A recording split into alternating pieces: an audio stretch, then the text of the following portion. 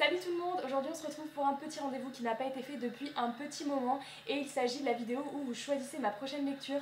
Alors je vous explique pourquoi. En fait au mois d'avril vous avez choisi pour le mois de mai que je lirai La Faucheuse, et puis en fait le mois de mai étant le mois de la fantaisie, et bien j'avais des lectures prédéfinies que en fait et bien voilà, je n'ai tout simplement pas lu La Faucheuse pendant le mois de mai et du coup je ne vous ai pas refait cette vidéo à la fin du mois de mai.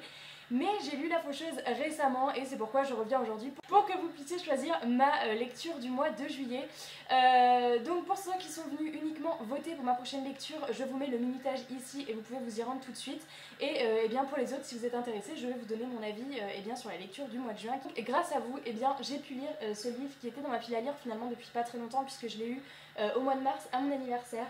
Et je peux déjà vous remercier d'avoir voté pour ce livre. C'est un quasi coup de cœur, en tous les cas j'ai adoré, c'était vraiment une excellente lecture. Dans cette histoire, pour ceux qui ne connaissent pas, nous sommes dans un univers où en fait la mort naturelle n'existe plus. On est des années et des années après, eh bien, ce qui se passe aujourd'hui.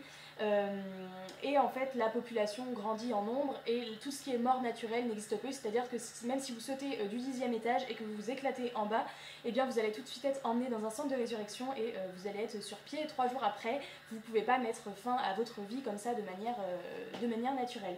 Mais pour maintenir eh bien, la population à un nombre qui reste correct et pour éviter la surpopulation, il y a ce qu'on appelle des faucheurs qui sont là justement pour réguler, pour glaner des personnes au quotidien. Les faucheurs peuvent débarquer dans votre vie à tout moment et vous dire, frapper à votre porte, vous dire bonjour, vous avez été choisi pour être glané, et bien votre vie va se terminer maintenant. Donc voilà, ils choisissent un petit peu, ça peut être un coup de couteau dans le bide, ça peut être une pilule d'empoisonnement, ça peut être n'importe quoi, mais vous vous faites glaner et là pour le coup vous n'êtes pas ressuscité. Déjà je trouve le synopsis, tout de suite ça m'avait attiré puisque je trouve ça tellement original et j'avais trop hâte de voir comment ça allait être traité. Et j'ai adoré. Alors j'ai adoré déjà dans ce livre, il n'y a aucun temps mort, c'est-à-dire qu'on va de révélation en révélation. Il n'y a pas eu de moment où on peut refermer le livre de manière à se dire bon je lirai la suite plus tard. Je trouve qu'il y a toujours un truc qui nous tient en haleine, on a envie de savoir comment ça va se terminer et ça va de révélation en révélation. Quand j'ai commencé le livre, je m'attendais pas à ce que ça prenne cette tournure. Alors, il y a plein de moments où j'ai fait des trucs un peu... Enfin voilà, je trouve qu'il y a un certain rythme et un suspense qui nous tiennent en haleine. Il y a vraiment un... Si vous aimez tout ce qui est rythmé et que vous n'aimez pas les livres avec des temps morts, clairement, mais La Faucheuse, ça va vous happer du début à la fin. Et même, je me retiens un petit peu d'enchaîner directement sur le tome 2 qui est déjà dans ma bibliothèque parce que le tome 3 est pas du tout pour tout de suite. Et voilà, je peux pas me permettre de lire le tome 2 maintenant. Du coup, on va suivre particulièrement 2 adolescents, donc un garçon et une fille, qui ont été choisis par un faucheur et qui vont suivre tout un apprentissage pour devenir les futurs faucheurs. Mais voilà, ça va pas du tout se passer comme prévu. Il y a plusieurs moments où on se pose des tas de questions sur plein de personnages. On se dit ah mais est-ce que lui il est comme ci, est-ce que lui va pas devenir comme ça. Je trouve qu'on nous retourne un petit peu le cerveau sur plein de choses et du coup on est amené à se poser plein de questions pendant la lecture et c'est ça que j'ai adoré aussi. Ce que j'ai adoré aussi c'est que les faucheurs, donc qui font cette profession, sont vraiment tous différents. On va suivre tel faucheur, il a telle manière de faire, tel autre faucheur a telle manière de faire et ça j'ai trouvé ça aussi génial. J'ai beaucoup aimé aussi l'évolution des personnages qui, comme nous au début du livre, peuvent être un petit peu...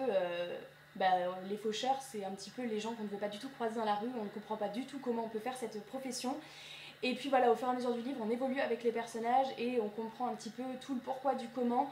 Voilà, à chaque fin de chapitre, on suit également un faucheur qui rédige son journal parce que tous les faucheurs tiennent un journal pour un petit peu tenir toutes leurs pensées. Et donc voilà, on suit différents faucheurs à travers ces journaux.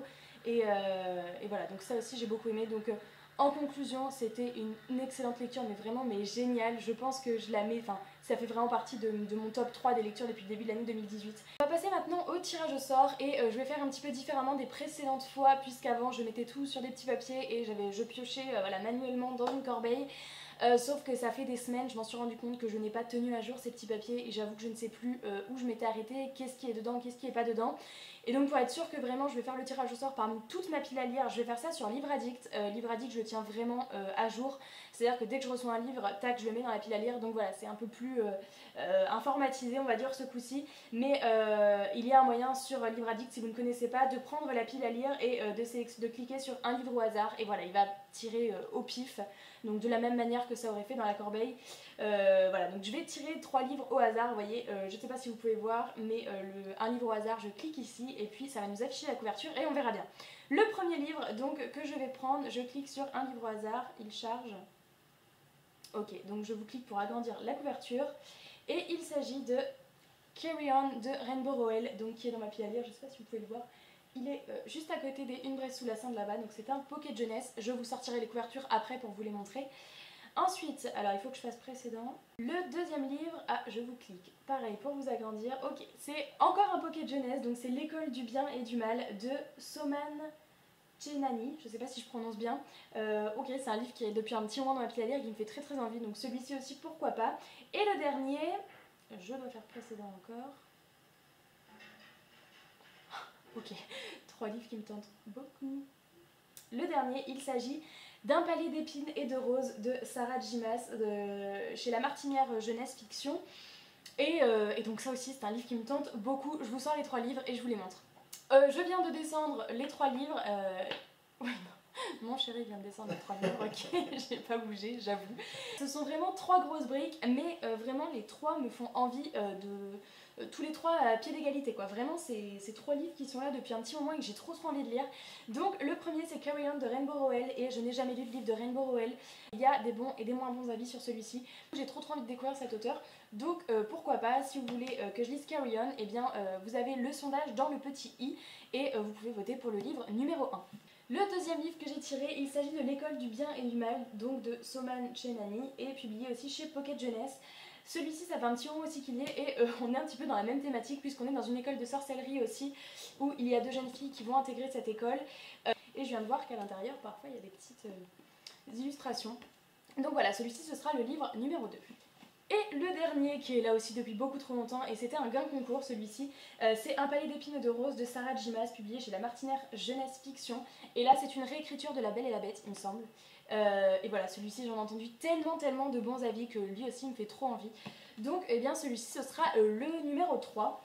Donc 3 livres qui me font trop envie, n'hésitez pas à me dire si vous les avez lus ou si certains de ceux-là vous font envie. En tous les cas, moi peu importe celui que vous me choisirez, eh bien j'ai très envie de lire les 3, donc voilà. Cette vidéo est à présent terminée, n'hésitez pas à mettre un petit pouce bleu si ce type de vidéo vous plaît. Et puis on se retrouve très vite pour une prochaine vidéo. Ciao!